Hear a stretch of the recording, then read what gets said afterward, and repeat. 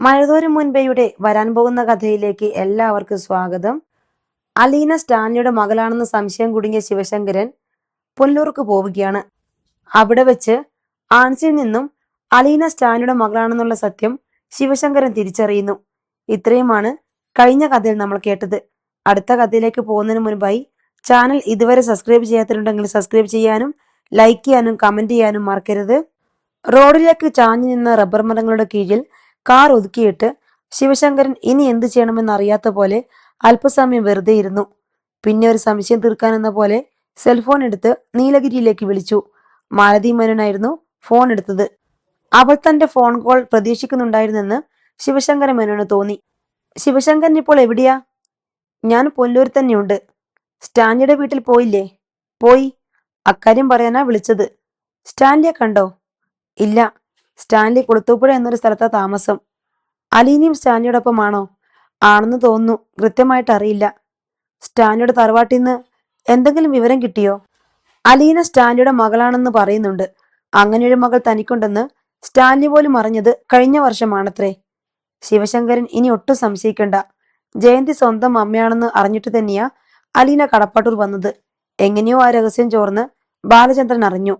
ഇവിടെ വന്ന് ഞങ്ങളോട് സംസാരിച്ചപ്പോൾ സ്റ്റാൻലിയാണ് അലീനയുടെ പപ്പ എന്ന വിവരവും ബാലചന്ദ്രൻ മനസ്സിലാക്കി. അതുകൊണ്ടാണ് ഒരു പ്രതിസന്ധി വന്നപ്പോൾ ബാലചന്ദ്രൻ അവളെ സ്റ്റാൻലിയുടെ അടുത്ത് തന്നെ എത്തിച്ചത്.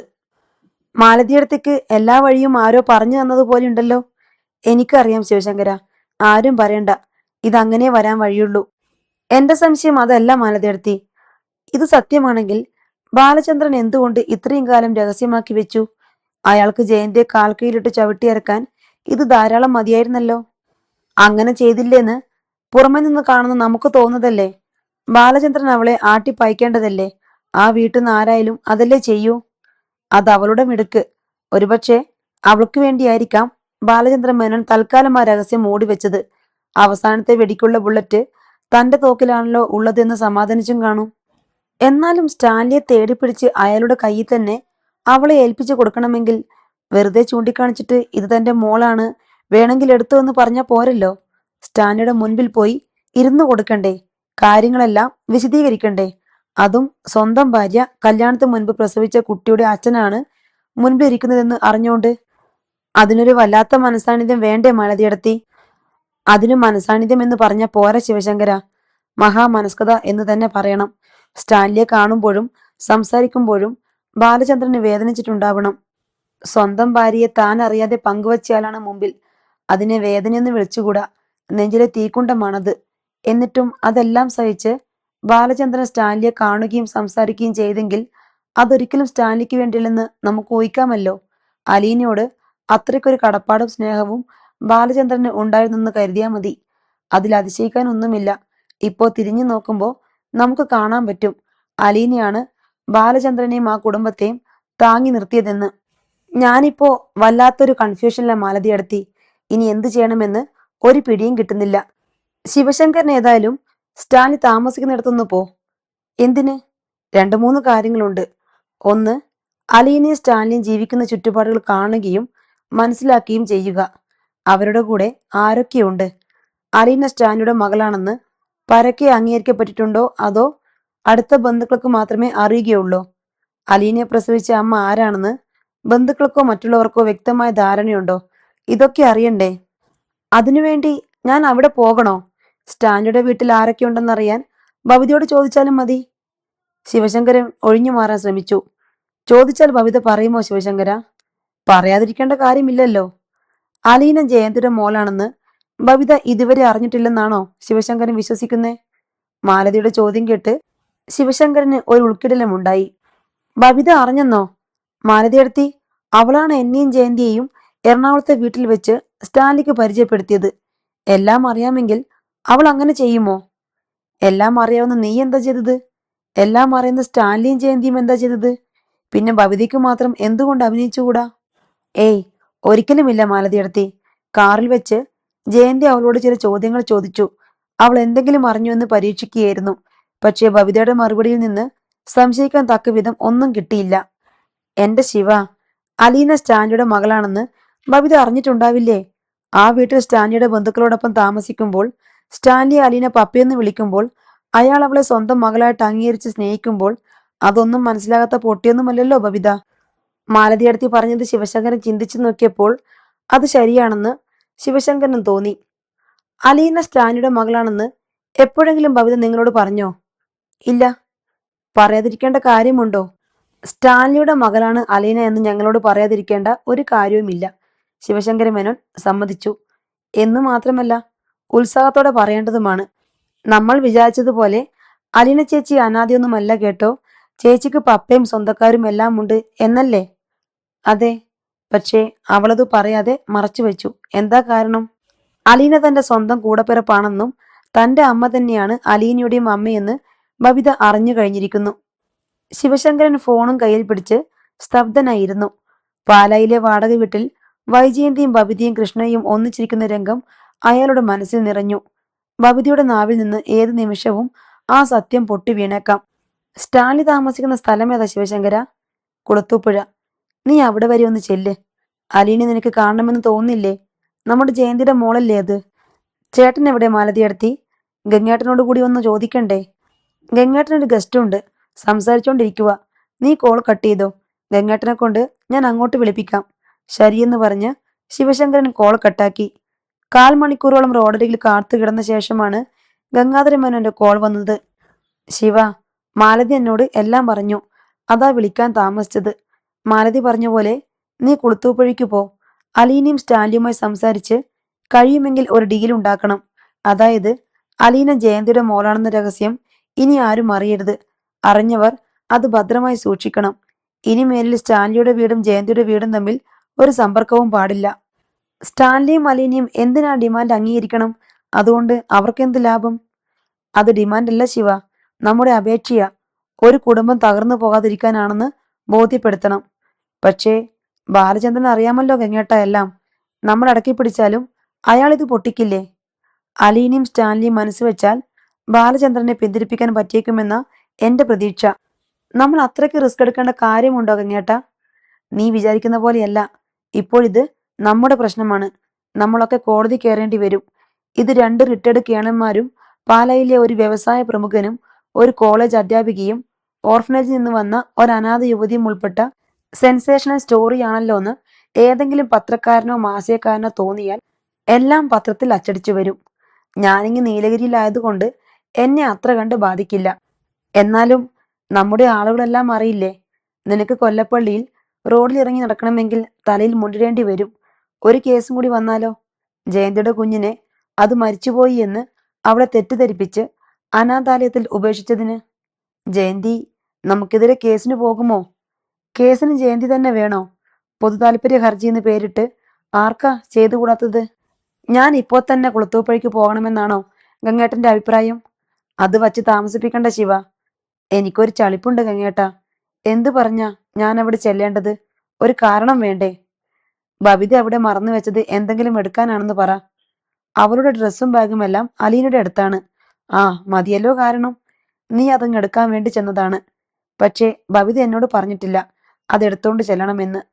ബബിതയെ വിളിച്ച് ചോദിക്ക്. ഞാനിപ്പോ കുളത്തൂപ്പുഴയ്ക്ക് സമീപത്തുണ്ട്, നിന്റെ ബാഗ് എടുക്കണമെന്ന്. ബാഗ് കുളത്തൂപ്പുഴയാണുള്ളതെന്ന് അങ്കിൾ എങ്ങനെ അറിഞ്ഞെന്ന് അവൾ ചോദിച്ചാൽ ഞാൻ എന്തു മറുപടി പറയും? അവൾ അലീനയോടൊപ്പം കുളത്തൂപ്പുഴയിലായിരുന്നു എന്ന് പോലും പറഞ്ഞിട്ടില്ലേ നിന്റെ അടുത്ത്? ഇല്ല, അവളത് ഹൈഡ് ചെയ്ത് വെച്ചിരിക്കുക എങ്ങേട്ടാ. ഓ, ഇത് വല്ലാത്തൊരു നൂലാമാലയാണല്ലോ. നീ അവളെ വിളിച്ചു പറ തിരുവനന്തപുരത്ത് പോയിട്ട് മടങ്ങുകയാണ്. ആയൂർ, പുനലൂർ, പത്തനംതിട്ട വഴിയാ തിരിച്ചു വരുന്നത്. വേണമെങ്കിൽ പുനലൂർ ഇറങ്ങി സ്റ്റാൻലിയുടെ വീട്ടിൽ നിന്ന് ബാഗ് എടുക്കാമെന്ന്. പക്ഷേ ഗംഗേട്ട, അവൾ ചിലപ്പോ പറയും അതൊക്കെ അങ്കിളിന് ബുദ്ധിമുട്ടാകും, അങ്കിൾ നേരെ ഇങ്ങ് പോന്നാ മതിയെന്ന്. എന്നാ ശരി, ബബിതി അറിയിക്കാതെ നീ കുളത്തൂപ്പുഴയ്ക്ക് പൊക്കോ. ബാഗ് എടുക്കാൻ വന്നതാണെന്ന് അലീനോട് മാത്രം പറഞ്ഞാൽ മതി. ഞാൻ അവിടെ ചെന്ന വിവരം എന്തായാലും അലീന ഫോൺ വിളിച്ച് ബബിതയെ അറിയിക്കാതിരിക്കില്ല. അറിയിച്ചോട്ടെ. നീ തിരിച്ചു ചെല്ലുമ്പോ ബബിതയെ വിളിച്ച് സ്വകാര്യമായിട്ട് സംസാരിക്കണം. കുളത്തൂപ്പുഴയ്ക്ക് നീ പോയില്ലെങ്കിൽ കൂടി അത് ചെയ്യണം. കാരണം ബാലചന്ദ്രനെ പോലെ ബബിതയും ഇപ്പോൾ ഒരു ടൈം ബോംബ് ചാർജ് ചെയ്തുകൊണ്ട് നടക്കുന്നുണ്ട്. അതെപ്പോ പൊട്ടുമെന്ന് നമുക്കറിയില്ല. അവളെ നീ കയ്യിലെടുത്തേ പറ്റൂ. പോയി നോക്കാമല്ലേ? ധൈര്യമായിട്ട് ചെല്ലു ശിവ. ആരും നിന്നെ ഹിംസിക്കാനൊന്നും പോകുന്നില്ല. ഓട്ടോറിക്ഷക്കാരനോട് ചോദിച്ചാണ് ശിവശങ്കരന് കുളത്തൂപ്പുഴയ്ക്കുള്ള വഴി മനസ്സിലാക്കിയത്. തെന്മല വഴിയും അഞ്ചൽ വഴിയും പോകാമെന്ന് അവർ പറഞ്ഞു. അഞ്ചൽ വഴിയാണ് ദൂരക്കുറവ്. ശിവശങ്കരന് പുനലൂരിൽ നിന്ന് ഊണ് കഴിച്ച ശേഷം അഞ്ചൽ വഴി കുളത്തൂപ്പുഴയ്ക്ക് പോയി. സ്റ്റാൻലിയുടെ വീട് കണ്ടുപിടിക്കാനും അയാൾ ഓട്ടോറിക്ഷക്കാരനെ തന്നെ ആശ്രയിച്ചു. വീട്ടുവളപ്പിലേക്കുള്ള ഗേറ്റ് കടന്നപ്പോൾ നായ്ക്കളുടെ ഗർജനം നാലുപാട് നിന്നും കേട്ടു തുടങ്ങി. കാറിലിരുന്നു കൊണ്ട് തന്നെ നായ്ക്കൂടുകളുടെ ഒരു നിര അയാൾ കണ്ടു. 4-5 ഭീമൻ നായ്ക്കൾ എങ്ങു നിന്നോ പാഞ്ഞു വന്നു. അവറ്റകൾ കാറിനു ചുറ്റും മണപ്പിച്ചു മുരണ്ടും നടന്നു. മാക്സിയും ടോപ്പുമിട്ട ഒരു പെൺകുട്ടി സിറ്റൗട്ടിൽ നിന്ന് ഇറങ്ങി വരുന്നത് കണ്ടു. പിന്നാലെ ഒരു മധ്യവയസ്കനും. ടാനിയയും ആൻറ്റപ്പനുമായിരുന്നു അത്. ആൻറ്റപ്പൻ നായ്ക്കളെ ആട്ടിത്തെളിച്ചു കൊണ്ടുപോയി. ശിവശങ്കരൻ ഡോർ തുറന്നിറങ്ങി. സ്റ്റാൻലി ജോസഫിന്റെ വീടല്ലേ ഇത്? പപ്പയെ കാണാനാണോ? ടാനിയ ചോദിച്ചു. ആ അതെ, പപ്പ ഇവിടെ ഇല്ല, തോട്ടത്തിൽ പോയതാ. ഇന്ന് വരില്ലേ? വരും, വരൂ, കേറിയിരിക്കാമല്ലോ. ടാനിയ അയാളെ സിറ്റൗട്ടിലേക്ക് ക്ഷണിച്ചു. ശിവശങ്കരൻ ചുറ്റുപാടുകൾ നോക്കി. വിശാലമായ വളപ്പും ബംഗ്ലാവും, മനോഹരമായ ലാൻഡ്സ്കേപ്പ്. ശിവശങ്കരൻ സിറ്റൗട്ടിൽ ചെന്ന് കയറി. എവിടുന്ന് വരുവാ? ടാനിയ ചോദിച്ചു. ഞാൻ ബബിതയുടെ ബാഗ് എടുക്കാൻ വന്നതാ. അലീന ഇല്ലേ ഇവിടെ? ഉണ്ട്, വിളിക്കാം. സ്റ്റാൻലിയുടെ മോളാ അല്ലേ? അതെ. ടാനിയ അകത്തേക്ക് പോയി. അലീന വാഷിംഗ് മെഷീനിൽ അലക്കിയെടുത്ത തുണികൾ പിന്നാമ്പുറത്തെ അയയിൽ കുടഞ്ഞു വിരിക്കുകയായിരുന്നു. അലീന ചേച്ചി. ടാനിയ വർക്കേരിയുടെ വാതിലും കടന്ന് പിൻവരാന്തയിലേക്ക് ഇറങ്ങി. ആരാ മോളെ വന്നത്? അലീന ടെൽസിയുടെ ചുരിദാർ ഉണങ്ങാൻ വിരിക്കുന്നതിനിടയിൽ തിരിഞ്ഞു നോക്കാതെ ചോദിച്ചു. ബബിതയുടെ ബാഗ് എടുക്കാൻ വന്നതാ. അലീന പെട്ടെന്ന് മുഖം തിരിച്ചു നോക്കി. ആര്? ടാനിയ കൈ മടത്തിക്കാട്ടി. ബബിത വന്നിട്ടുണ്ടോ? ഇല്ല. ഞാൻ ഇതാ വരുന്നേ. ഞാൻ വിരിച്ചോളാം, ചേച്ചി അങ്ങോട്ട് ചെല്ല്. ടാനിയ ആ ജോലി ഏറ്റെടുത്തു. അലീന പൂമുഖത്തേക്ക് ചെന്നു. ശിവശങ്കരൻ ഇരിപ്പുറയ്ക്കാഞ്ഞ് സിറ്റൗട്ടിലൂടെ അങ്ങോട്ടും ഇങ്ങോട്ടും നടക്കുകയായിരുന്നു. കാർപോർച്ചിന്റെ അരികുവരെ ചെന്നിട്ട് തിരിഞ്ഞപ്പോൾ ഒരു യുവതി വാതിൽ വിരി മാറ്റി നോക്കുന്നത് കണ്ടു. ശിവശങ്കരൻ ഒരു നിമിഷം പകച്ചുപോയി. അലീനയാണോ ഇത്? കടപ്പാട്ടൂരെ വീട്ടിൽ അടുക്കള വേലക്കാരിയായി നിന്ന പെണ്ണ്. ഓർക്കാപ്പുറത്ത് ശിവശങ്കരനെ കണ്ട് അലീനയും ആശ്ചര്യസ്തബ്ധയായി. അനേക ചിന്തകൾ കൊള്ളിമീൻ പോലെ അവളുടെ മനസ്സിലൂടെ പാഞ്ഞുപോയി.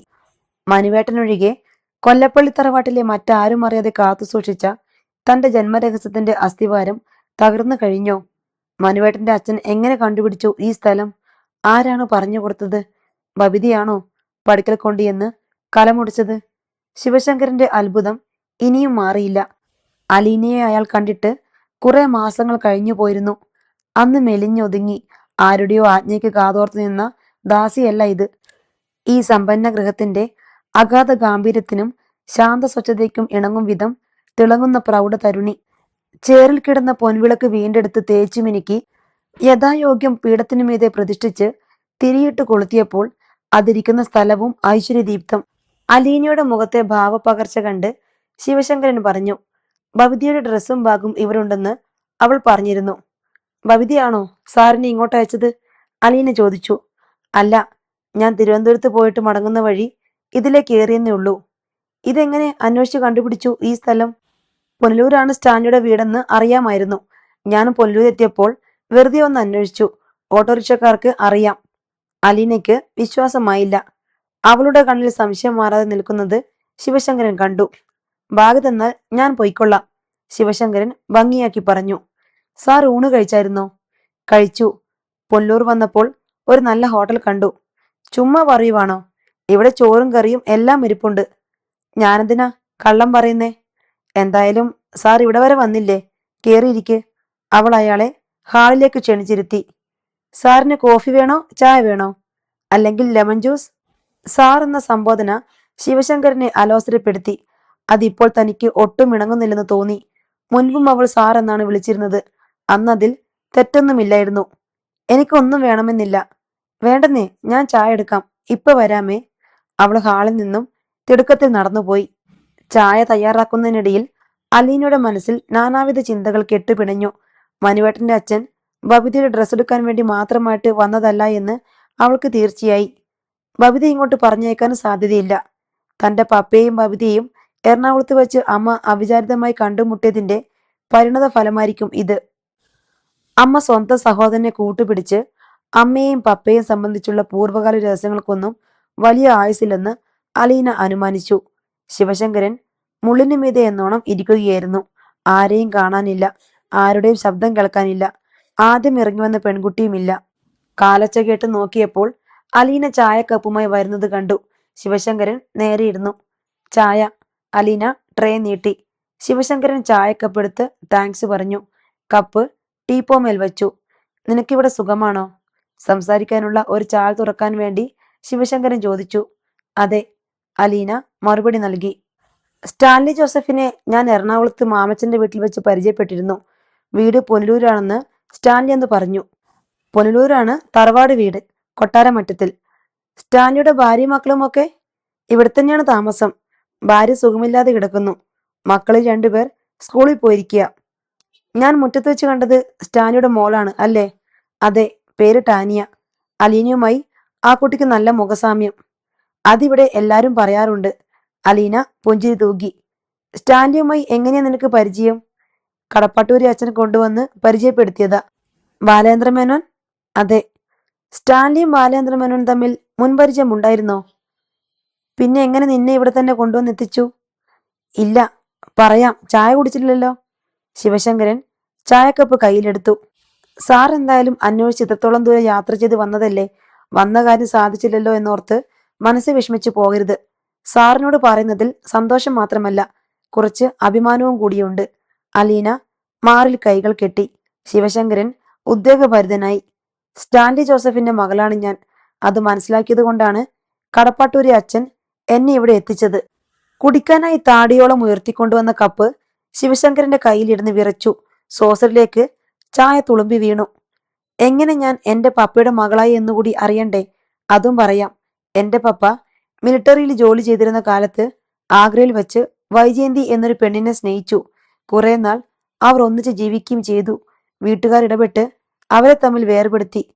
എല്ലാ കണക്കുകളും ഹരിച്ചു കഴിഞ്ഞപ്പോ വൈജയന്തി പ്രസവിച്ച ഒരു പെൺകുഞ്ഞ് മാത്രം ശിഷ്ടം വന്നു. അതിനെ കഴക്കൂട്ടത്തുള്ള ഒരു ഓർഫനേജിൽ ഉപേക്ഷിച്ച് ആ പ്രശ്നവും പരിഹരിച്ചു.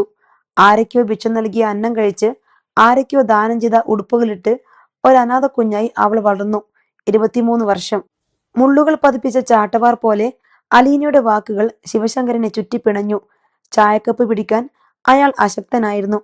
ദുർബലമായ വിരലുകളിൽ ഇരുന്ന് അത് പിന്നെയും തുളുമ്പി. അയാൾ അത് ടീപ്പോമേൽ വച്ചു.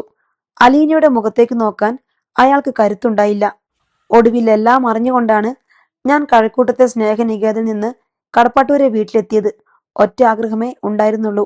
എന്റെ പെറ്റമ്മയുടെ മുഖമൊന്ന് കാണണം, ആ സ്വരം കേൾക്കണം, എന്റെ കൂടപ്പിറപ്പുകളോടൊപ്പം കുറച്ചുനാൾ താമസിക്കണം. അമ്മയെന്ന് വിളിക്കാനുള്ള അവകാശത്തിന് വേണ്ടിയല്ല, സഹോദരങ്ങൾക്കൊപ്പം നിന്ന് ഓഹരി ചോദിക്കാനുമല്ല. ആരും ഒന്നും എനിക്ക് എടുത്തു തരണ്ട. ഇത്തിരി സ്നേഹത്തിന് വേണ്ടി പോലും കൈനീട്ടിയിട്ടില്ല. കൊടുക്കുന്നത് സ്വീകരിക്കണേ എന്നുള്ള പ്രാർത്ഥന മാത്രമേ ഉണ്ടായിരുന്നുള്ളൂ. അവിടെ കിട്ടാത്തതെല്ലാം എനിക്കെന്റെ പപ്പ തരുന്നുണ്ട്. അലീനയുടെ ശബ്ദം നനഞ്ഞു ചിലമ്പി. മിഴിനിറഞ്ഞ് കവിളത്തേക്ക് ഏതാനും കണ്ണീർ കണങ്ങൾ വീണു. സാറിന്റെ ചായ തണുത്തുപോകും. കണ്ണീർ തുടച്ചിട്ട് അവൾ ചായക്കപ്പിന് നേർക്ക് കൈ ചൂണ്ടി. പിന്നെ തിരിഞ്ഞ് അകത്തേക്ക് നടന്നു. വാതിൽ വിരിക്കപ്പുറം ടാനിയ നിൽപ്പുണ്ടായിരുന്നു. അവൾ അലീനയുടെ കയ്യിൽ പിടിച്ചു നിർത്തി. മുഖത്തേക്ക് ഉറ്റുനോക്കി. പിന്നെ പുറത്തുകൂടി കൈചുറ്റി ആശ്ലേഷിച്ചു. അടുത്ത നിമിഷം അവളുടെ ചുമലിലേക്ക് വീണ് അലീന വിതുമ്പിക്കരഞ്ഞു. ശിവശങ്കരൻ മെഴുകുപ്രതിമ പോലെ ഉരുകി കസേരയോട് ഒട്ടിപ്പിടിച്ചുപോയി. എഴുന്നേൽക്കാൻ ശ്രമിച്ചിട്ട് കഴിഞ്ഞില്ല. ശ്വാസം തിരിച്ചു കിട്ടുന്നതേയുള്ളൂ. അലീന കൊടുത്ത ചായ ടീപ്പോമേൽ ഇരിപ്പുണ്ട്. അയാൾക്ക് കുടിക്കാൻ എന്തെങ്കിലും വേണമായിരുന്നു. അത്രയ്ക്കൊരു പാരവേശ്യം. അയാൾ ചായക്കപ്പ് കയ്യിലെടുത്തു. അത് ചുണ്ടോട് ചേർത്ത് തണുത്തു തുടങ്ങിയ ചായ കുടിച്ചു. സ്റ്റാൻലിയുടെ ജീപ്പിന്റെ ഇരമ്പൽ കാർപോർച്ചിനടുത്ത് വന്ന് നിലച്ചു. സ്റ്റാൻലി ജീപ്പിൽ നിന്നിറങ്ങിയ ശേഷം മുൻസീറ്റിരുന്ന ചിന്നുമോളെ 2 കൈകൊണ്ടും പൊക്കിയെടുത്ത് താഴെ ഇറക്കി. ഔതക്കുട്ടിച്ചാനും ഷെറിനും പിറകിലെ സീറ്റിലായിരുന്നു. ഷെറിൻ ഇറങ്ങിയ ശേഷം ഔതക്കുട്ടിച്ചാന് പിടിച്ചിറങ്ങാൻ ഒരു കൈ നൽകി. മുറ്റത്ത് കിടക്കുന്ന കാർ കണ്ട് സ്റ്റാൻലി ആത്മകഥം പോലെ പറഞ്ഞു, ഇതെവിടെയോ കണ്ടിട്ടുണ്ടല്ലോ. നേരാണല്ലോ ലാലിച്ചായ, ഷെറിനും പറഞ്ഞു. ഞാൻ പറയാൻ ലാലിച്ചായ, എനിക്കറിയാമല്ലോ. ചിന്നുമോൾ ഒരു കൈ പൊക്കിപ്പിടിച്ചു. ലാലിച്ചായെന്നോ? സ്റ്റാൻലി കണ്ണുരുട്ടി. ലാലിച്ചാൻ അങ്കിളെ, ഞാൻ പറയാം. ഇത് ഞങ്ങളുടെ വീട്ടിൽ വന്ന കാറാ. സ്റ്റാൻലിയോട് അവൾക്ക് ആദ്യമുണ്ടായിരുന്ന പേടിയൊക്കെ മാറിയിരിക്കുന്നു. അവളിപ്പോൾ പപ്പ എന്ന് വിളിക്കും. ഷെറിനെ അനുകരിച്ച് ലാലിച്ചായ എന്നും ഔതക്കുട്ടിച്ചാനെ അനുകരിച്ച് ലാലിച്ച എന്നും വിളിക്കും. ചിലപ്പോൾ ചിലതെല്ലാം കൂട്ടിച്ചേർത്ത് ലാലിച്ചാൻ അങ്കിളെ എന്നും വിളിക്കും. സ്റ്റാൻലി പേടിക്കേണ്ടുന്ന വിധം ഭയങ്കരനൊന്നുമല്ലെന്ന് അവൾക്ക് മനസ്സിലായി കഴിഞ്ഞിട്ടുണ്ട്. സ്റ്റാൻലിയോടും നായ്ക്കളോടുമൊപ്പം സ്റ്റാൻലിയുടെ മുറിയിലാണ് അവൾ മിക്കപ്പോഴും. വീട്ടിലുണ്ടാക്കുന്ന വിശിഷ്ട ഭോജ്യങ്ങളുടെ പങ്ക് അവളുടെ കയ്യിലൂടെയാണ് സ്റ്റാൻലിയുടെ വിശ്വസ്തരായ കാവൽക്കാർക്ക് കിട്ടുക. കൂടാതെ മറ്റൊരു ചുമതല കൂടി അലീന അവളെ ഏൽപ്പിച്ചിട്ടുണ്ട്. സ്റ്റാൻലി കഴിക്കുന്ന മദ്യത്തിന്റെ അളവ് നോക്കുക. സ്റ്റാൻലി കുപ്പിയും ഗ്ലാസും എടുത്താലുടൻ അവൾ ടീപ്പോയ്ക്ക് സമീപം ചെന്ന് നിലത്ത് മുട്ടുകുത്തിയിരിക്കും. തല ടീപ്പോയിലേക്ക് ചരിച്ചു വെച്ച് അളവ് നോക്കിക്കൊണ്ട് അവൾ പറയും, അങ്കിളെ ലാലിച്ചായ, മതി, നിർത്ത് നിർത്ത്. അലീന അവൾക്ക് അളവ് കാണിച്ചു കൊടുത്തിട്ടുണ്ട്.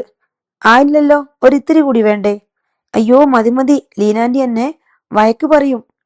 ഒരു തുള്ളി കൂടി, കടുകുമുട്ടായിട്ട് അത്രയും. സമ്മതിച്ചു കൊടുത്തിട്ട് അവൾ തലമുടിനാര് അനങ്ങുന്നുണ്ടോ എന്ന് നോക്കുന്നത് പോലെ നോക്കിയിരിക്കും. അല്പം കൂടിപ്പോയാൽ ഉടൻ സ്റ്റാൻലിയുടെ കയ്യിൽ കയറി പിടിക്കും. അറിയാതെ വീണുപോയല്ലോ, ഇനി എന്തു ചെയ്യും? സ്റ്റാൻലി ചോദിക്കും. ഒരല്പം വല്ലത് മാറ്റം വന്നാൽ ക്ഷമിച്ചു കളയാൻ അവൾ തയ്യാറാണ്. അതിലും കൂടിപ്പോയാൽ ഭയങ്കര കള്ളത്തരം കാട്ടിയവനെ പോലെ അവൾ സ്റ്റാൻലിയെ തുറിച്ചു നോക്കും. പിന്നെ എഴുന്നേറ്റ് മുഖം വീർപ്പിച്ച് ഇടം വല നോക്കാതെ ഒരൊറ്റ പോക്കാണ് അലീനയോട് ചെന്ന് പരാതി പറയാൻ. ചിന്നുമോൾ മുറ്റത്ത് കിടന്ന കാറിൽ തൊട്ട് കാണിച്ചിട്ട് പറഞ്ഞു, ഇത് എറണാകുളത്ത് വന്ന കാറാ, മാമച്ചൻ അങ്കിളിന്റെ വീട്ടിൽ. ബബിതി ആന്റി ഇതിലാ പോയേ. അത് ശരിയാണല്ലോ എന്ന് ഈശ്വരൻ അത്ഭുതപ്പെട്ടു. നോക്കണേ അപ്പച്ച അവളുടെ ഓർമ്മശക്തി, അവൾ അവതക്കുട്ടിച്ചാനോട് പറഞ്ഞു. സ്റ്റാൻലിയും കാർ തിരിച്ചറിഞ്ഞു. ശിവശങ്കരനും വൈജയന്തിയും കൂടി വന്ന കാർ. ഒരു അപകട മുന്നറിയിപ്പ് കിട്ടിയതുപോലെ അയാൾ ജാഗരൂകനായി. 3 സാധ്യതകൾ അയാൾ മനസ്സിൽ കണ്ടു. ഒന്നുകിൽ ശിവശങ്കരനും ബബിതയും, അല്ലെങ്കിൽ ശിവശങ്കരനും വൈജയന്തിയും. ശിവശങ്കരൻ മാത്രമായും വരാം. ബബിതയാണ് കൂടെ ഉള്ളതെങ്കിൽ ബാഗ് എടുക്കാൻ വന്നതാവാം. വൈജയന്തി ഉണ്ടെങ്കിൽ വരവിന്റെ അർത്ഥം പ്രവചനാതീതമാണ്. സ്റ്റാൻലി സിറ്റൗട്ടിലേക്ക് കയറി ചെന്നു. ഹാളിൽ ഒഴിഞ്ഞ ചായക്കപ്പും കയ്യിൽ പിടിച്ച് വെറുതെ ഇരുന്ന ശിവശങ്കരൻ വാതിൽ കടന്നു വരുന്ന സ്റ്റാൻലിയെ കണ്ട് എഴുന്നേറ്റു. ഹലോ. സ്റ്റാൻലി ആശ്ചര്യ ശബ്ദം പുറപ്പെടുവിച്ചു. ഇത് സർപ്രൈസ് ആയിരിക്കുന്നല്ലോ. മാമച്ചന്റെ വീട്ടിൽ വെച്ച് ഞാൻ പരിചയപ്പെട്ടയാളല്ലേ, ബബിതയുടെ അങ്കിൾ അല്ലേ? സ്റ്റാൻലി പിന്നെയും അഭിനയിക്കുകയാണെന്ന് ശിവശങ്കരന് മനസ്സിലായി. അതെ. ശിവശങ്കരൻ സമ്മതിച്ച് തലയാട്ടി. ബബിതയെ കൂട്ടിക്കൊണ്ടു വന്നതായിരിക്കും അല്ലേ? എവിടെ ബബിത? അവൾ വന്നില്ല, ഞാൻ തനിച്ചേ ഉള്ളൂ. പിന്നെങ്ങനെ ഇവിടെ എത്തി? എങ്ങനെ വീട് കണ്ടുപിടിച്ചു? ഓ, ബബിത വഴിയെല്ലാം പറഞ്ഞു തന്നിരിക്കും. പപ്പായെ. ഡോർ കട്ടൻ വകഞ്ഞു മാറ്റി അലീനെ വിളിച്ചു. മേനോൻ സാർ തിരുവനന്തപുരത്ത് പോയിട്ട് മടങ്ങുന്ന വഴി പുനലൂര് വന്ന് ചോദിച്ചപ്പം ആരോ പപ്പയുടെ അഡ്രസ്സ് പറഞ്ഞു കൊടുത്തത്രേ. ബബിതയുടെ ഡ്രസ്സൊക്കെ എടുത്തോണ്ട് പോകാൻ വേണ്ടി ഇതിലേക്ക് ഏറിയെന്നേ ഉള്ളൂ. That's very nice. എന്തായാലും വീണ്ടും കാണാൻ സാധിച്ചല്ലോ, സന്തോഷം. നീ ഊണ് കൊടുത്തു അലീന? ഊണ് കഴിച്ചു എന്നാ പറഞ്ഞത്, ചായ കൊടുത്തു. നിനക്ക് ഇദ്ദേഹത്തെ മുൻപേ പരിചയം ഉണ്ടായിരുന്നോ? ഉവ്, ഞാൻ മേനോൻ സാറിന്റെ വീട്ടിൽ 2 ആഴ്ചയോളം ജോലിക്ക് നിന്നിട്ടുണ്ട്. ഞാൻ ആദ്യമായിട്ട് ഒരു വീട്ടുവേലക്കാരിയായത് കൊല്ലപ്പള്ളി കൈതക്കൽ മാളിക വീട്ടില. ചാട്ടവാറടിയേറ്റ പോലെ നിൽക്കുകയാണ് ശിവശങ്കരൻ. ജയന്തിയുടെ മകളാണ് പറയുന്നത്. അവളുടെ അമ്മ വീട്ടിൽ അടുക്കളക്കാരിയായി ജോലി ചെയ്തിട്ടുണ്ടെന്ന്. വെരി ഗുഡ്, അതൊരു നല്ല തുടക്കമായിരുന്നല്ലോ അല്ലേ? സ്റ്റാൻലി പറഞ്ഞു. ശിവശങ്കരൻ കുനിഞ്ഞ് ചായക്കപ്പ് ടീപ്പോയുടെ മുകളിൽ വെച്ചു. വേറൊന്നും ചെയ്യാനില്ലായിരുന്നു. ഔതക്കുട്ടിച്ചാൻ ഹാളിലേക്ക് കയറി വന്നു. ചിന്നുമോളുണ്ട് കൂടെ. അവൾ ലീനാൻറ്റി എന്ന് ഉറക്കെ വിളിച്ച് അലീനയുടെ നേർക്കോടി. അപ്പച്ചനറിയുമോ ഇദ്ദേഹത്തെ? സ്റ്റാൻലി ശിവശങ്കരനെ ചൂണ്ടിക്കാട്ടി ചോദിച്ചു. ഔതക്കുട്ടിച്ചായൻ ശിവശങ്കരനെ നോക്കി. എവിടെയോ വെച്ച് കണ്ടിട്ടുള്ളതുപോലെ ഒരു തോന്നൽ. ഔതക്കുട്ടിച്ചായൻ നെറ്റി ചൊളിച്ചു. അപ്പച്ച, ഇവിടെ അലീനയുടെ കൂടെ നിന്ന ബബിതയില്ലേ? ബബിതയുടെ അമ്മയുടെ പേരെന്താ അലീന? അത് ഞാൻ എപ്പോഴും മറക്കുന്നു. വൈജയന്തി, അലീന പറഞ്ഞു. ആ, വൈജയന്തിയുടെ ബ്രദറാണിത്. കൊല്ലപ്പള്ളി കൈതക്കൽ മാളിക വീട് എന്ന് പറഞ്ഞാൽ പാലാ പ്രദേശം മുഴുവൻ അറിയും. വലിയ തറവാട്ടുകാരാ. വൃദ്ധൻ സ്തംഭിച്ചു നിൽക്കുകയാണ്. ശിവശങ്കരന്റെ മുഖം എവിടെ വെച്ചാണ് കണ്ടിട്ടുള്ളതെന്ന് അയാൾക്ക് ഓർമ്മ വന്നു. 24 വർഷം മുൻപ് ഒരു പട്ടാളക്കാരനും അയാളുടെ അച്ഛനും ഇയാളും കൂടി ഒരു ഡിവൈഎസ്പിയോടൊപ്പം പുനലൂരെ തറവാട്ടിൽ വന്നിട്ടുണ്ട്. ഒരിക്കലല്ല, 3 വട്ടം. അപ്പച്ചൻ എന്താ ഇങ്ങനെ സൂക്ഷിച്ചു നോക്കുന്നേ? അപ്പച്ചന് പരിചയം കാണാൻ ഒരു സാധ്യതയുമില്ല. അപ്പച്ചൻ പാലായ്ക്ക് പോയിട്ടുണ്ടോ? ഇല്ല. കൊല്ലപ്പള്ളി കൈതക്കൽ മാളിക വീട്ടുകാരുമായി എന്തെങ്കിലും ഇടപാട് നടത്തേണ്ടി വന്നിട്ടുണ്ടോ? അതുമില്ല. സ്റ്റാൻലി പറഞ്ഞു. ഔതക്കുട്ടിച്ചായന് ആ രംഗത്ത് നിന്ന് രക്ഷപ്പെട്ടാൽ മതിയെന്നേ ഉണ്ടായിരുന്നുള്ളൂ. തന്റെ മകൻ എല്ലാം അറിഞ്ഞുകൊണ്ടാണ് സംസാരിക്കുന്നതെന്ന് അയാൾക്ക് മനസ്സിലായി കഴിഞ്ഞു. വല്യപ്പച്ചൻ ഇങ്ങു വാ, ചായ കുടിക്കണ്ടേ? അലീന വിളിച്ചു. അതൊരു രക്ഷപ്പെടുത്തലായിരുന്നു. ശിവശങ്കരൻ ആദ്യമായിട്ടല്ലേ കുളത്തൂപ്പുഴയ്ക്ക് വരുന്നത്? സ്റ്റാൻലി ചോദിച്ചു. അതെ. ഇന്നിവിടെ കൂടാം അല്ലേ? ഇല്ല, എനിക്ക് ഇന്ന് തന്നെ പോകണം. ഞാൻ അന്യനാണെങ്കിലും അലീന അങ്ങനെയല്ലല്ലോ, സ്റ്റാൻലി അർദ്ധഗർഭമായി പറഞ്ഞു. അവൾ നിങ്ങളുടെ വീട്ടുജോലിക്ക് നിന്നിട്ടുള്ളതല്ലേ. മാത്രമല്ല ബബിത ഇവിടെ എത്രയോ ദിവസം താമസിച്ചു. എന്തെങ്കിലും ബന്ധമുണ്ടായിട്ടാണോ എന്ന് വെച്ച് ഞാൻ നിർബന്ധിക്കുന്നില്ല. നിങ്ങളുടെ ഇഷ്ടം പോലെ ചെയ്യുക. സ്റ്റാൻലി കോറിഡോറിലേക്ക് നടന്നുപോയി. ഷെറിൻ കൂടി പോയതോടെ ഹാളിൽ ആരുമില്ലാതായി. ഒരു കെണിയിൽ അകപ്പെട്ട പോലെ ശിവശങ്കരൻ പരിഭ്രമിച്ചു. തന്നെ ഒറ്റപ്പെടുത്തിയിട്ട് എല്ലാവരും കടന്നു കളഞ്ഞുവെന്നൊരു തോന്നൽ. അയാൾക്ക് ഒരു തീരുമാനത്തിലും എത്താൻ കഴിഞ്ഞില്ല. 4 കഥാപാത്രങ്ങൾ വേഷം കെട്ടി സ്റ്റേജിൽ കയറിയിട്ട് അതിൽ 3 പേരും അഭിനയിച്ചു ഫലിപ്പിച്ച് തിരശ്ശീലയ്ക്കപ്പുറം മറഞ്ഞു. കോമാളി വേഷം കെട്ടി താൻ മാത്രമുണ്ട് അരങ്ങിൽ. സ്റ്റാൻലി ഉൾപ്പെടെ ഇവിടെയുള്ള എല്ലാവരും സത്യം മനസ്സിലാക്കി കഴിഞ്ഞെന്ന് തീർച്ചപ്പെട്ടു. ഇനി എന്ത്? അലീന ഒരു ബാഗുമായി വാതിൽ കടന്നു വരുന്നുണ്ടായിരുന്നു. ബബിതയുടെ ഡ്രസ്സാണ്, അലീന പറഞ്ഞു. അവളുടെ മുഖത്തേക്ക് നോക്കിയപ്പോൾ അയാളുടെ കണ്ണുകൾ പതറി. ഇത്രയും കാലം ഗർവോടെയാണ് അയാൾ അവളുടെ മുൻപിൽ നിന്നത്. ദാഷ്ട്യത്തോടെയാണ് സംസാരിച്ചിട്ടുള്ളത്. ഇപ്പോൾ അവളുടെ മുമ്പിൽ താൻ ചുരുങ്ങിപ്പോയെന്ന് അയാൾക്ക് തോന്നി. ഒരു കീടത്തോളം ചെറുത്. ബാലചന്ദ്രന്റെ വീട്ടിൽ അവൾ വേലക്കാരിയായി നിന്ന നാളുകൾ അയാളുടെ മനസ്സിലേക്ക് വന്നു. ജയന്തി എത്രയോ നിന്ദ്യമായിട്ടാണ് അവളോട് പെരുമാറിയിരുന്നതെന്ന് അയാൾ ഓർത്തു. താനും മോശമായി പെരുമാറിയിട്ടുണ്ട്. വണ്ടിയിൽ ബലമായി പിടിച്ചുകെട്ടി മല്ലപ്പള്ളിക്ക് കൊണ്ടുപോയപ്പോൾ ചെകിട്ടത്ത് പുറംകൈ കൊണ്ട് അടിക്കുക പോലും ചെയ്തിട്ടുണ്ട്. സംസാരിച്ച ഭാഷ അങ്ങേയറ്റം ചീഞ്ഞതായിരുന്നു. അപ്പോഴും അവൾക്കറിയാമായിരുന്നു സ്വന്തം അമ്മാവനാണ് ഇങ്ങനെയെല്ലാം പ്രവർത്തിക്കുന്നതെന്ന്. ആ ഓർമ്മയിൽ ശിവശങ്കരൻ ചൂളി. ബബിതയോട് പറയണം ഇവിടെ കുഴപ്പമൊന്നുമില്ല, എല്ലാവരും നന്നായിരിക്കുന്നെന്ന് അലീന പറഞ്ഞു. ശിവശങ്കരൻ ഒന്നും മിണ്ടിയില്ല. ആൻ്റപ്പൻ ചേട്ടാ, അലീന വിളിച്ചു. എന്നിട്ട് സിറ്റൗട്ടിലേക്ക് ഇറങ്ങാൻ ഭാവിച്ചു. അലീന, ഒരു മിനിറ്റ്, ശിവശങ്കരൻ പറഞ്ഞു. അലീന ചോദ്യഭാവത്തിൽ നോക്കി. എനിക്ക് സ്റ്റാൻലിയോട് ഒന്നുകൂടെ സംസാരിക്കണം. അലീന അയാളുടെ മുഖത്തേക്ക് നോക്കി 2 നിമിഷം നിന്നു. ഇനി അത് വേണോ സാർ? എനിക്ക് ഒരു കാര്യം സംസാരിക്കാനുണ്ട്. ഞാൻ പപ്പയോട് പറയാം. അലീന തിരിച്ച് കോറിഡോറിലേക്ക് നടന്നു. ശിവശങ്കരൻ പറയേണ്ട കാര്യങ്ങൾ മനസ്സിലെടുക്കാൻ ശ്രമിച്ചു. അയാൾക്ക് നീലഗിരിയിലേക്ക് വിളിക്കണമെന്നുണ്ടായിരുന്നു. ഗംഗേട്ടന്റെ ഉപദേശം ഇപ്പോൾ അനിവാര്യമാണെന്ന് തോന്നി. പക്ഷേ ഇവിടെ വെച്ച് സംസാരിച്ചാൽ മറ്റുള്ളവർ കേൾക്കും. അലീന മടങ്ങി വരാൻ സമയമെടുത്തു. വരാൻ പറഞ്ഞു പപ്പ, അവൾ അറിയിച്ചു. ശിവശങ്കരൻ അവളുടെ പിന്നാലെ കോറിഡോറിലൂടെ നടന്നുപോയി. സ്റ്റാൻലിയുടെ വാതിൽ തുറന്ന് കിടക്കുകയായിരുന്നു. അയാൾ സെറ്റിയിലിരുന്ന് കുപ്പിയിൽ നിന്ന് ഗ്ലാസ്സിലേക്ക് മദ്യം പകരുന്നു. ചിന്നുമോൾ അയാളുടെ കൈക്ക് പിടിച്ച് അളവ് തെറ്റാതെ നോക്കിക്കൊണ്ട് ടീപ്പോയ്ക്കരികെ നിലത്ത് മുട്ടുകുത്തിയിരിപ്പുണ്ട്. 2 ഗ്ലാസുകളിൽ മദ്യം പകർന്നിട്ട് സ്റ്റാൻലി മുഖമുയർത്തി. നായ്ക്കളെയെല്ലാം അലീന മുറിയിൽ നിന്ന് അല്പം മുൻപ് മാറ്റിയിരുന്നു. മോളു വാ, അലീന വിളിച്ചു. നോക്കണ്ടേ ലീനാൻറ്റി? നോക്കിയല്ലോ, ഇനി ഇത്രേ മതി, വാ. ഇനി ഒഴിക്കല്ലേ, ചിന്നുമോൾ സ്റ്റാൻലിയോട് പറഞ്ഞിട്ട് എഴുന്നേറ്റ് അലീനയുടെ അടുത്തേക്ക് പോയി. ശിവശങ്കരൻ മേനോൻ വരണം, സ്റ്റാൻലി ഘനഗംഭീരമായ സ്വരത്തിൽ പറഞ്ഞു. ശിവശങ്കരൻ സങ്കോചത്തോടെ മുറിയിലേക്ക് ചെന്നു. Have a drink? സ്റ്റാൻലി ഒരു ഗ്ലാസ് എടുത്തു നീട്ടി. No thanks, sit down please. ഇരുന്ന് സംസാരിക്കാനൊന്നും സാവകാശമില്ല. സത്യം പറഞ്ഞാൽ ഞാനൊരു റിക്വസ്റ്റുമായി വന്നതാണ്. റിക്വസ്റ്റ്? എന്ത് റിക്വസ്റ്റ്? എങ്ങനെ പറയണമെന്നറിയാത്തതിൻ്റെ ഒരു വൈക്ലഭ്യമുണ്ട്. സ്റ്റാൻലി ശിവശങ്കരന് സംസാരിക്കാൻ സമയം അനുവദിച്ചുകൊണ്ട് ഗ്ലാസ് ചുണ്ടോടടുപ്പിച്ച് ഒന്ന് സിപ്പ് ചെയ്തു. ശിവശങ്കരൻ പറഞ്ഞു തുടങ്ങി. ഞാൻ പർപ്പസ്ഫുള്ളി വന്നതാണിവിടെ. ബബിതയുടെ ബാഗ് എടുക്കുകയായിരുന്നില്ല ഉദ്ദേശം. ഞാൻ വളരെ ഓപ്പണായിട്ടും ഫ്രണ്ട്ലി ആയിട്ടും താങ്കളുടെ മുൻപിൽ കാര്യങ്ങൾ തുറന്നു പറയുകയാണ്. ബബിതയും താങ്കളെയും ഒന്നിച്ചൊരു ഹോട്ടലിൽ വെച്ച് വൈജയന്തി കണ്ടതാണ് ഈ പ്രശ്നത്തിന് തുടക്കം. അവൾ ഒരു രഹസ്യം സൂക്ഷിക്കുന്നുണ്ടായിരുന്നു. അത് ബബിത അറിയുമോ എന്ന് ഭയന്നിട്ടാണ് ഞങ്ങൾ അന്ന് എറണാകുളത്ത് വന്ന് ബബിതയെ കൂട്ടിക്കൊണ്ടു പോയത്. ശിവശങ്കരൻ പറഞ്ഞുകൊണ്ടേയിരുന്നു. സ്റ്റാൻലി ഒരിറക്ക് മദ്യം കൂടി കഴിച്ചു. മാമച്ചന്റെ വീട്ടിൽ വെച്ച് താങ്കളെ കണ്ടുമുട്ടുമെന്ന് ഞങ്ങൾ ഒട്ടും കരുതിയതല്ല. നമ്മൾ തമ്മിൽ മുൻപരിചയമുണ്ട്. നമുക്കിടയിൽ ചിലതെല്ലാം സംഭവിച്ചിട്ടുമുണ്ട്. പക്ഷെ മാമച്ചന്റെ വീട്ടിൽ വെച്ച് താങ്കൾ ഞങ്ങളെ അറിയാമെന്ന് പോലും ഭാവിച്ചില്ല. ഞങ്ങളും അഭിനയിക്കുകയായിരുന്നു. അത് നന്നായി. പക്ഷേ ജയന്തിക്കൊരു ഭയം, അവളെ സംബന്ധിക്കുന്ന രഹസ്യം വെളിച്ചത്താകുമോ എന്ന്.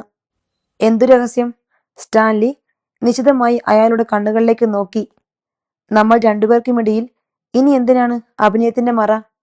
ശിവശങ്കരൻ നാവിൽ തന്നെ ആ രഹസ്യം എന്താണെന്ന് കേട്ടാൽ കൊള്ളാം. ശിവശങ്കരൻ ഒന്ന് മടിച്ചു.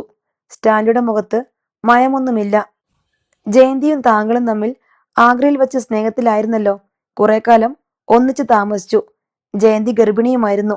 നിങ്ങൾക്ക് വീട്ടുകാരുടെ അംഗീകാരത്തോടെ വിവാഹം കഴിച്ച് ഒന്നിച്ച് ജീവിക്കണമെന്നുണ്ടായിരുന്നു. എന്തുകൊണ്ട് അത് നടന്നില്ല? പ്രധാനമായും ഞങ്ങൾ എതിർത്തത് കൊണ്ടാണ്. ഞാനും ഗംഗേട്ടനും അച്ഛനും. എതിർക്കാനുള്ള കാരണം സ്റ്റാൻലിക്ക് അറിയാമല്ലോ. 24 വർഷം മുൻപത്തെ കഥയാണ്. ഇന്നത്തെ പോലെയല്ല. ജാതിയും മതവും ഒക്കെ അന്ന് വലിയ തടസ്സങ്ങളായിരുന്നു. ജാതിയും മതവും ഒക്കെ നോക്കി കല്യാണം കഴിച്ചിട്ട് അവളുടെ ജീവിതത്തിൽ വലിയ സന്തോഷം ഉണ്ടായോ? എനിക്ക് സന്തോഷം കിട്ടിയോ? സ്റ്റാൻലിയുടെ ശബ്ദത്തിന് മൂർച്ചയേറി. മനുഷ്യന്റെ ഹൃദയം തകർത്തിട്ട് അതിനുമീതെ ജാതി മതങ്ങളുടെ കൊടി പാറിക്കണമെന്ന് ഏതു ദൈവമാണ് നിങ്ങളെ പഠിപ്പിച്ചത്? ഞാൻ അറിയുന്ന ഒരു ദൈവവും ഈ ലോകത്ത് ഒരു മതവും സ്ഥാപിച്ചിട്ടില്ല, സ്നേഹമല്ലാതെ. ശിവശങ്കരൻ മറുപടിയില്ലാതെ നിന്നു. സ്വന്തം അനുജത്തി പ്രസവിച്ച കുഞ്ഞ് മരിച്ചുപോയെന്ന് അവളെ വിശ്വസിപ്പിച്ചിട്ട് അതിനെ കൊണ്ടുപോയി അനാഥാലയത്തിൽ എറിഞ്ഞപ്പോൾ ഏത് ദൈവമാണോ അത് കണ്ട് സന്തോഷിച്ചത്? ഒരു ദൈവത്തിന് വേണ്ടിയായിരുന്നില്ല സ്റ്റാൻലി. അന്നത്തെ സാഹചര്യത്തിൽ അങ്ങനെയൊക്കെ സംഭവിച്ചു പോയി. ശരി, പറയൂ, എന്താ സാഹചര്യം? എന്തൊക്കെ സംഭവിച്ചു? സ്റ്റാൻലിക്ക് അറിയാമല്ലോ. ഇല്ല, എനിക്ക് ചില കേട്ടുകേൾവികളും ഊഹങ്ങളും മാത്രമേ ഉള്ളൂ. നിങ്ങളായിരുന്നല്ലോ വിചാരണ നടത്തിയതും വിധി കൽപ്പിച്ചതും ശിക്ഷ നടപ്പാക്കിയതും. ഇത് ചോദിക്കാനും പറയാനും വേണ്ടി തന്നെയാണ് 24 വർഷത്തിന് ശേഷം വിധി നിങ്ങളെ എന്റെ മുമ്പിൽ എത്തിച്ചത്. ശിവശങ്കരന് രക്ഷപ്പെടാൻ പഴുതൊന്നുമില്ലായിരുന്നു. താങ്കൾ പറഞ്ഞത് തന്നെ. ജയന്തി പ്രസവിച്ചു. കുഞ്ഞു മരിച്ചുപോയെന്ന് അവളെ വിശ്വസിപ്പിച്ചു. കുഞ്ഞിനെ ഓർഫനേജിൽ ഏൽപ്പിച്ചു. ഞാൻ മാത്രമല്ല, അച്ഛനും ഗംഗേട്ടനും അമ്മാവനും ഒക്കെയുണ്ടായിരുന്നു. സ്റ്റാൻലി അന്ന് ജീവിക്കുമോ മരിക്കുമോ എന്ന് തീർച്ചയില്ലാതെ എറണാകുളത്തെ ഹോസ്പിറ്റലിൽ ഐസിയുവിൽ പാരലൈസ്ഡായി കിടക്കുകയാണ്. ബോധം പോലുമില്ല. ആ സാഹചര്യത്തിൽ താങ്കളുടെ വിവാഹം കഴിഞ്ഞുവെന്ന് ജയന്തിയെ തെറ്റിദ്ധരിപ്പിക്കേണ്ടി വന്നു.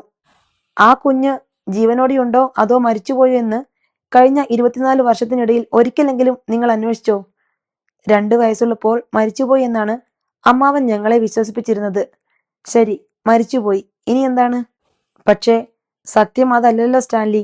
എനിക്കും ഗംഗേട്ടനും സംശയമുണ്ടായിരുന്നു. ഇന്ന് പുനലൂരെ തറവാട്ടിൽ ചെന്ന് അന്വേഷിച്ചപ്പോൾ ഞങ്ങളുടെ സംശയം ശരിയാണെന്ന് മനസ്സിലായി. എന്നാലും ഒന്ന് കൺഫേം ചെയ്യാമെന്ന് കരുതിയ ഇവിടെ വന്നത്. അലീനെ കണ്ട് സംസാരിച്ചു കഴിഞ്ഞപ്പോൾ എല്ലാം വ്യക്തമായി. എന്തു വ്യക്തമായി? സ്റ്റാൻലിയുടെ കണ്ണുകൾ ചുരുങ്ങി. സ്റ്റാൻലി, കഴിഞ്ഞതൊക്കെ കഴിഞ്ഞു. എനിക്കൊരു അപേക്ഷയുണ്ട്. നമുക്ക് ഒരു മ്യൂച്വൽ അണ്ടർസ്റ്റാൻഡിങ്ങിൽ ഈ പ്രശ്നം സോൾവ് ചെയ്യാം. ഇലയ്ക്കും മുള്ളിനും കേടില്ലാതെ. ആരൊക്കെയോ അറിഞ്ഞാലും ജയന്തിയും കുട്ടികളും ഒരിക്കലും അറിയരുത് അലീന ജയന്തിയുടെ മകളാണെന്ന്. ഒറ്റ നിമിഷം കൊണ്ട് സ്റ്റാൻലിയുടെ മുഖം മുറുകി, കണ്ണുകൾ എറിഞ്ഞു. തനിക്ക് എങ്ങനെ ധൈര്യം വന്നു എന്റെ മുഖത്ത് നോക്കി ഇത് പറയാൻ? എന്റെ കുഞ്ഞിനെ 23 വർഷത്തേക്ക് അനാഥാലയത്തിൽ വലിച്ചെറിഞ്ഞിട്ട് മ്യൂച്വൽ അണ്ടർസ്റ്റാൻഡിങ്. സ്റ്റാൻലി, എന്നെ തെറ്റിദ്ധരിക്കരുത്. ഓർഫനേജ് എന്ന് വെച്ചാൽ എന്താണെന്ന് തനിക്കറിയാമോ? സ്റ്റാൻലി പൊട്ടിത്തെറിച്ചു. എന്റെ മോൾ അനുഭവിച്ചത് എന്താണെന്ന് തനിക്കറിയാമോ? ഇരന്നു വാങ്ങിയ കീറി ഉടുപ്പിട്ട് വലിയ സദ്യകളിൽ മിച്ചം വരുന്ന ഉച്ചിഷ്ടം കഴിച്ച് അപ്പനമ്മമാരും കൂടപ്പിറപ്പുകളും ഇല്ലല്ലോ എന്ന് സങ്കടപ്പെട്ട് 23 വർഷം. അവൾ അവിടുന്ന് രക്ഷപ്പെട്ട് പാലയിൽ വന്നപ്പോഴും ദ്രോഹിച്ചില്ലേ?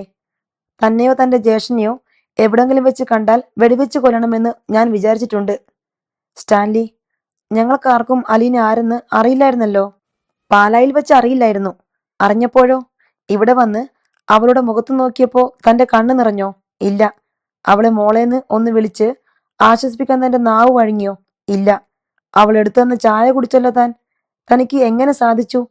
തന്റെ തൊണ്ട വെന്തു കരിയേണ്ടതായിരുന്നില്ലേ? സ്റ്റാൻലി പ്ലീസ്, ഞങ്ങളുടെ ഭാഗത്ത് തെറ്റുകൾ ഉണ്ടായിട്ടുണ്ട്. അതിന് എന്തു പ്രായശ്ചിത്തം വേണമെങ്കിലും ചെയ്യാം. എന്ത് നഷ്ടപരിഹാരം വേണമെങ്കിലും ചെയ്യാം. താൻ എന്തു പ്രായശ്ചിത്തം ചെയ്യും? 12,000 വർഷം താൻ സെൻട്രൽ ജയിലിൽ പോയി കിടന്നാൽ എന്റെ മോളെ ഒരു ദിവസം അനാഥാലയത്തിൽ കിടത്തിയതിന് പരിഹാരമാകുമോടോ? സ്റ്റാൻലിയുടെ മുഖം ചുട്ടുപഴുത്തു.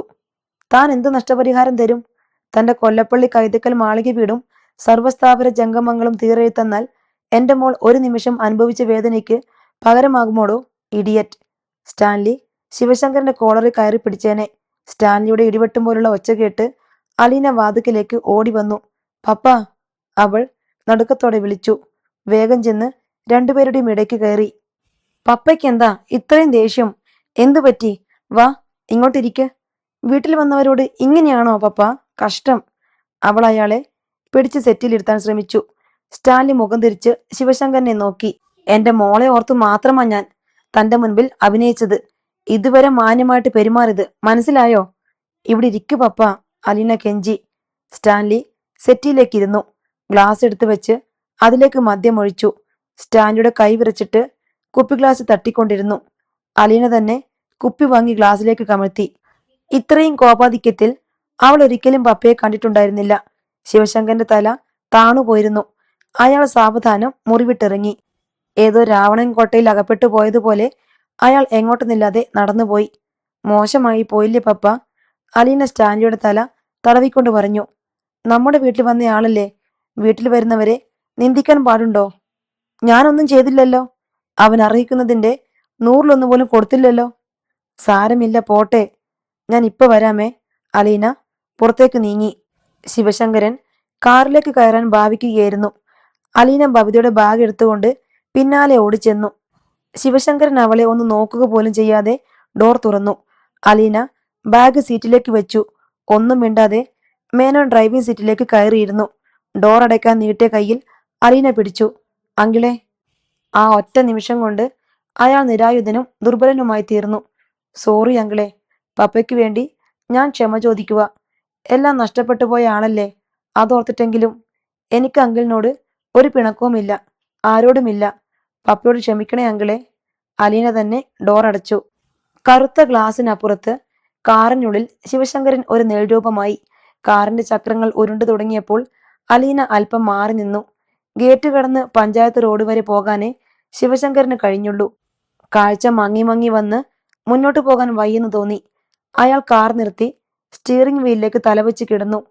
നിരാലംബനായി പോയ കുട്ടിയെപ്പോലെ.